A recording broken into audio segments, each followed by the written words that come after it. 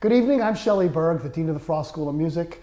I hope you're enjoying tonight's performance of the Frost Symphony and Gerard Schwartz.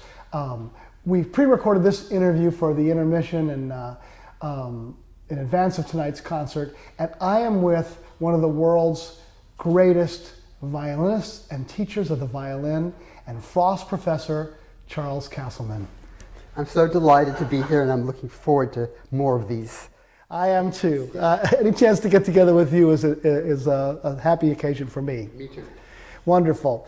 Well, you know what? I think it's appropriate to start with just talking about your journey a little bit, and because you're a teacher, but there are others who helped you reach this point. You were a renowned child prodigy who transitioned to a renowned and lengthy career that you now enjoy. So, I mean, that included a trip to the Jack Benny show when you were a child. So I think our audience would be fascinated to hear a little bit about your journey and some of those who helped you.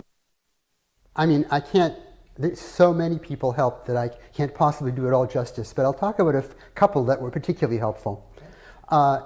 You mentioned that the Frank Sinatra show with Jack Benny, but I was also on many other television shows. I was at the same period. I was on Lawrence Welk. I was on Arthur Godfrey. I was on Jackie Gleason. I was on Ed Sullivan. I was on most of those shows, and actually, all of it was pretty much. It all started with Isaac Stern, who had been judging it. They did a pilot for a show. They wanted to have two children who would run a variety show, and he listened to all the various people in. I would say also, I have to put in here, was charmed about my father was a perfect prodigy father because he wasn't a prodigy parent. And so therefore people like Isaac Stern said, oh, thank God, you know.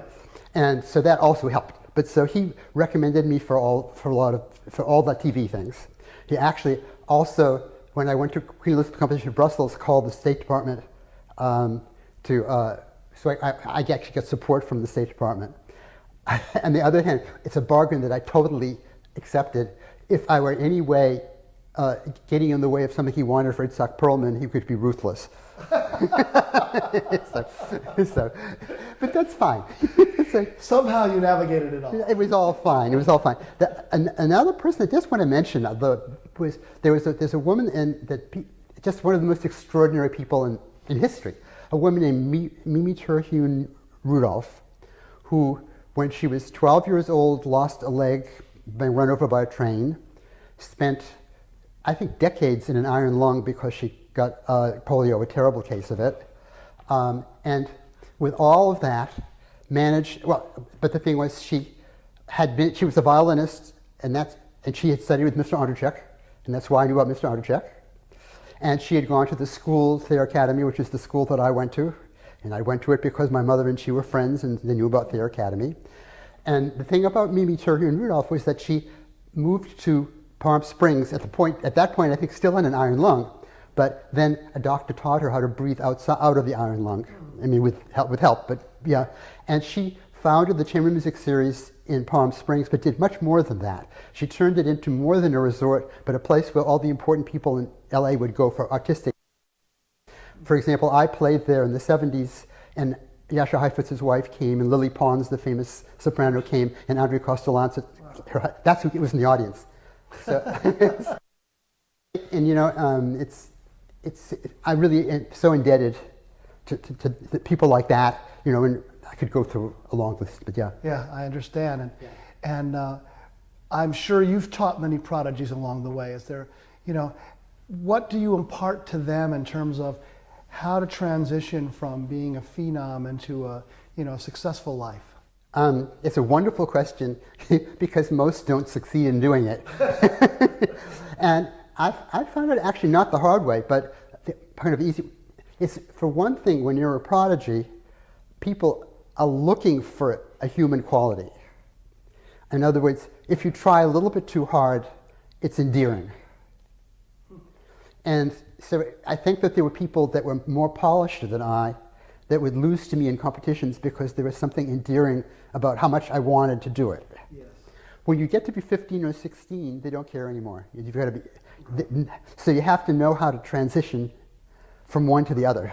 And I actually I've helped people that weren't my own students, but like I helped the Chloe Chua who won the junior Mandarin competition recently, and she certainly didn't need my help otherwise, but just telling her what works into what doesn't work when you've outgrown that other stage.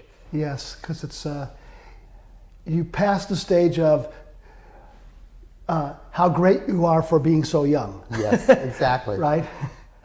Exactly, and it's there's also it's this, and you have to kind of decide.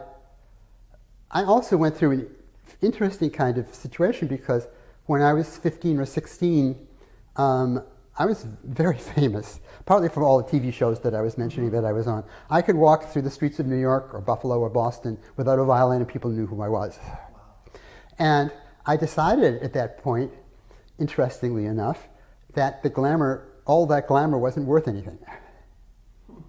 And so went to Harvard and pursued a life the way I wanted to do it, not giving up anything, but just making those choices.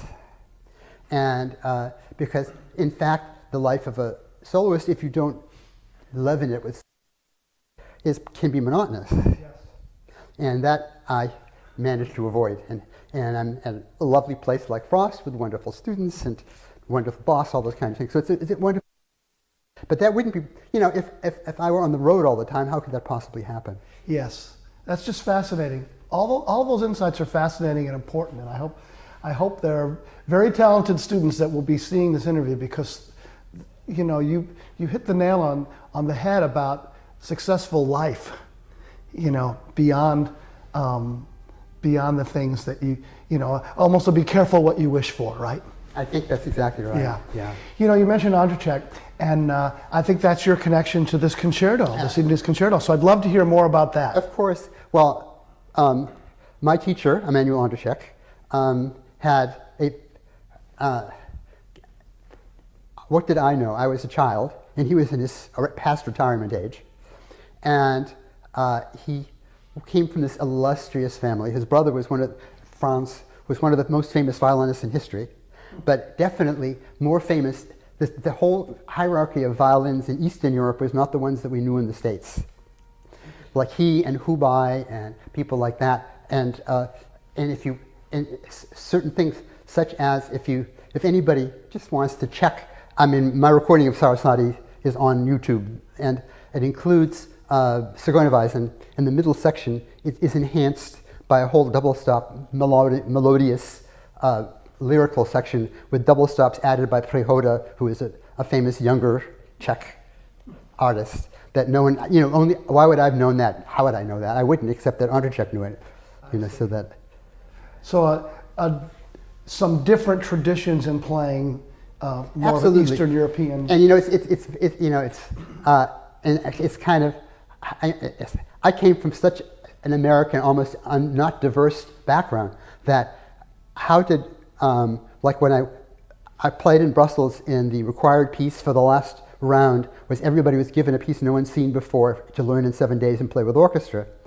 And they did it for every competition. And in the 50th anniversary of Brussels, they included my performance of the piece that I'd learned in 7 days as one of the 17 outstanding performances in the history of the competition. Well, it was based on Central European traditions.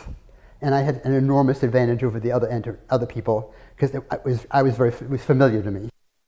That's fascinating. And we have about 30 seconds left because people have to get back to the second half. But in the time remaining, how would you encapsulate, is there anything about what you've learned about the Eastern European tradition piece into your teaching? Well, I think that it's an older history, and it respects a certain kind of tradition more, and also there's just even understanding how this all came apart. The part that I'm doing it from was the part that Mr. Andrzejczyk's brother Franz played in the premiere, which has some changes, but actually, like most of these concertos of that period would be dedicated to Joachim, but they'd be played first in Prague by Andrzejczyk and first in Budapest by Hubai, and then the official premiere in Vienna by Joachim. Who I don't think ever got around to playing the piece, but that's a story we can't get into today. So there's probably 15 or 16 very small changes that have not been done